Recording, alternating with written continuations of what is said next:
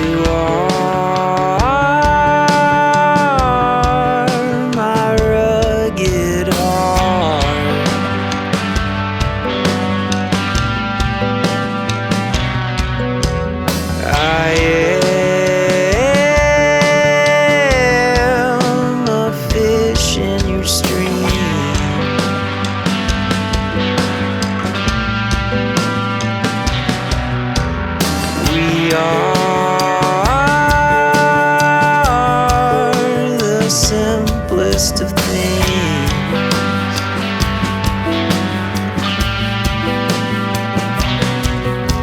Still there is so much I can't see.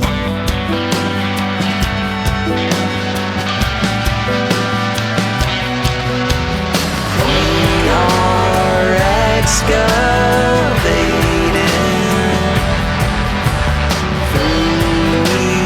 others' heads. Tiny shovels digging troubles, looking for a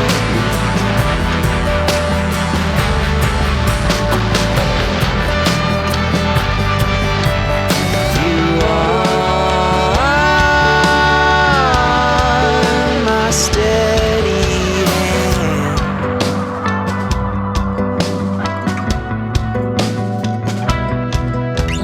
I am a bird on your branch.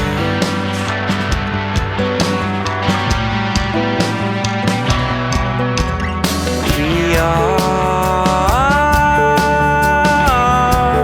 a grafted tree.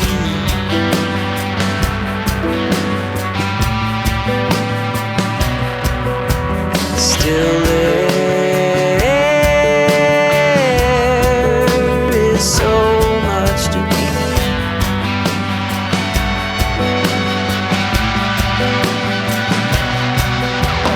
As we're going, you keep growing seeds into my fields, grow into my core progressive.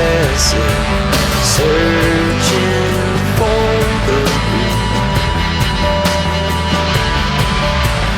There's no telling where this road ends. I wanna travel with you. Tiny shovels planting each other.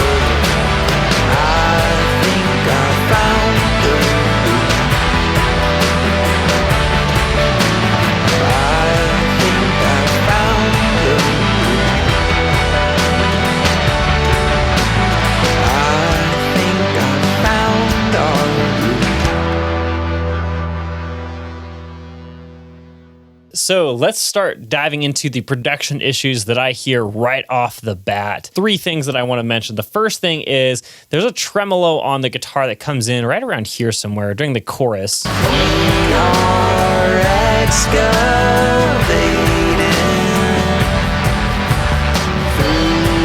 And I think it has like this like 1/12 tremolo. I don't know what the pattern is. It sounds a little bit off, and I don't know, I can't nail down exactly what it is. I'm not sure if it's the drums are a little bit, early or late, or the actual tremolo is different or not what I would expect, but it sounds like it's this kind of like third feeling behind the rest of the drums, and because the drums are super straight, it just sounds a little bit odd to me. So I would have used a different tremolo, different speed on the tremolo to make it just match a little bit more. It's a little bit distracting to me to like try to figure out what's going on in that section. The second thing is at 307. Let's see, let's check that out. There's a tom.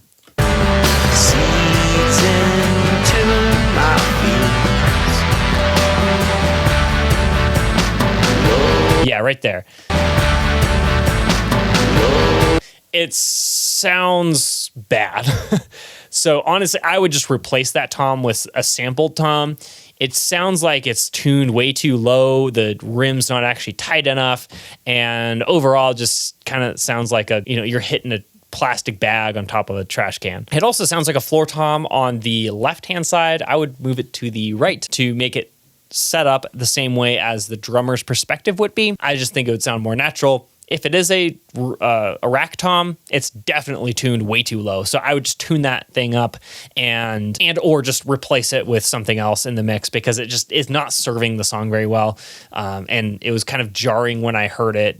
Wasn't really the welcoming little tiny drum fill that I was expecting or desiring in that moment. And then the last thing production-wise is your vocals in the very last chorus don't really match the vibe of the song in that moment. I probably would made some sort of vocal change to be more full-bodied instead of you're kind of singing like soft in a more intimate way, which works most of the song until this very last chorus. It just doesn't fit. And so I would have tried to figure out either using some sort of like gang vocals maybe, or just more harmonies, and then also made that lead vocal a lot more just full-bodied, aggressive, more supported. And I think it would have fit the song a whole lot better and made that last section actually breathe a little bit more, blossom a little bit inside of that very last chorus. So don't just copy your vocal from chorus to chorus, even though it's the same chorus, because it will impact the vibe of the song. Like if the choruses are truly that similar, sure, go ahead and copy the vocal. But for this case, the last chorus, the last vocal just doesn't really quite fit what I would have thought and the feeling that that the song is trying to get towards at the very last stage of this song. So I would go ahead and retrack that last chorus to fit the song better. Volume balance. Let's move into the volume balance. So overall, your volume balance is actually very good. So I wouldn't adjust it too much. But the one thing that I want to hear more of is that acoustic in the verses. It's a really cool part that you have going on there, some like finger picking stuff, but it could really be brought out more, and I think it would serve the song a whole lot better. So let's just take a quick listen to that. A fish in your stream. It's a really cool part, but again, I don't think it's really coming out enough in the song, and that is the driving rhythm essentially behind the verses, and so I want to hear that more. Even the drums aren't necessarily the driving force behind the verses. They're kind of more sparse, which is nice. I need that more like constant rhythm to like keep me going in the song. That acoustic is just a really cool part. I would bring that out a lot. Okay, I didn't have anything else on the volume balance. Your vocals are really loud, but again, I think that's intentional. I wouldn't necessarily change that. And I think most of the other issues that I have with the volume balance are really going to be solved by sonic changes rather than volume balance. So let's dive into the sonic balance next. The first thing I have is vocals are too muddy. So let's bring up our handy dandy EQ here and fix the vocal. This is exactly what I would do on the vocal. So the first thing I have is that your vocal is just way too muddy overall. So I would bring down the 500 hertz region right around here. So allow that vocal to breathe a lot more. So let's just do mid processing. So we're trying to focus on the vocal here. We are the simplest of things.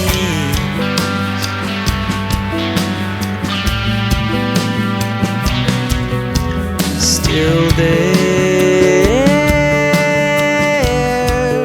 is so much I can't see.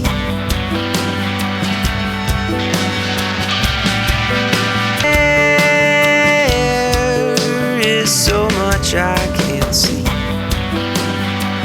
there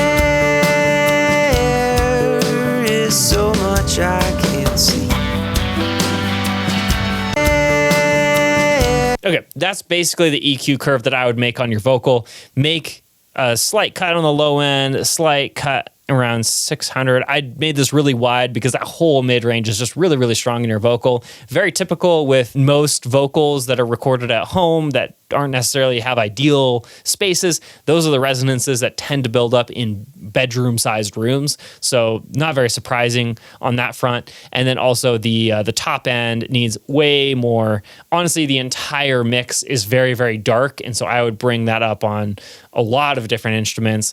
Also, notably, that acoustic that I was talking about earlier, if you boosted that top end, like just added a shelf like this, it's going to bring out that in a really, really nice way. It's going to sound nice and crispy. You're going to be able to hear the actual like finger picking part of the guitar, and it's going to sound very, very intimate and very, very cool. So I would definitely make this move on your acoustic guitar as well. Maybe not this, but just that top shelf is going to add a lot to it. Bringing your vocal back into a more baseline, pure vocal sound as you would hear it, as you would expect to hear it in most songs, and very helpful in bringing out that vocal and allowing that vocal to shine, especially considering it is the main part of the song most of the time. Okay, so then your guitars are also too muddy. So let's talk about the guitars. Let's do the side only. So if you're listening to just the guitars, if you make these guitars way brighter, it's going to bring out so much more just nice crispiness out of those guitars and allows them to fill up a lot more space in the mix, which is also really nice when you're trying to make a section that's really big, like this very ending section. It's going to make those guitars fill up more space in the mix without sacrificing anything else. So let's listen to that really quick. There's no telling where this road ends. I wanna travel with you. Tiny shuttles planning each other. I think I found. Just by adding that nice top shelf there, it's going to bring out those guitars in a really nice way, especially those rhythm guitars that are just kind of vamping on the sides there. And you might end up actually adding another low pass here at somewhere because they do drop off somewhere. And then also, if you need to, I noticed that there was a few really harsh areas right around here in the like 4.3K range. You can just get really surgical and cut those out. Again, be careful with that. Don't do too many. There's going to be some areas that you might need to cut, especially if you're using virtual amps. Those often have some really harsh resonances somewhere in the top end that you need to deal with. They've gotten also really good over time, so you may not need to do that much either. I don't hear too much in the guitars, but there might be one or two that you might need to deal with. Okay, so let's talk about your snare. Your snare is really an interesting case because it sounds a little bit muddy, and it's not because it doesn't need more low end though. So this is the change I would make on the snare specifically because it's just missing some of the, I don't know how to describe it, but it's just missing something that is this change is going to bring out in it.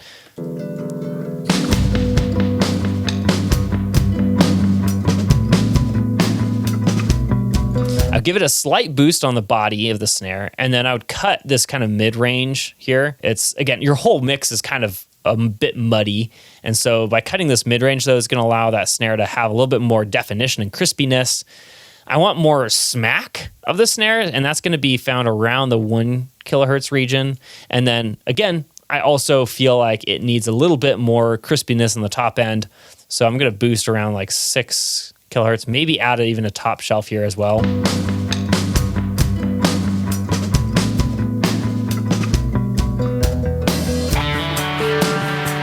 Yeah, just it's something about it. It's just more, it's more punchy. It's more kind of forward in my face. And I really, really like how that snare is sounding with this change right here. So take a look, copy that EQ curve for your snare. It's going to brighten that thing up and bring it forward and only do good things for you. So a lot of that forwardness coming from this mid-range. Again, that's really where the smack of that snare is coming from. And then the very last note I have for you is more of a spatial balance type thing, and that is the guitar inside of your verses. It has so much reverb, it doesn't really sound like it's part of the song almost, and it's like just so far in the back that it's a little bit over the top.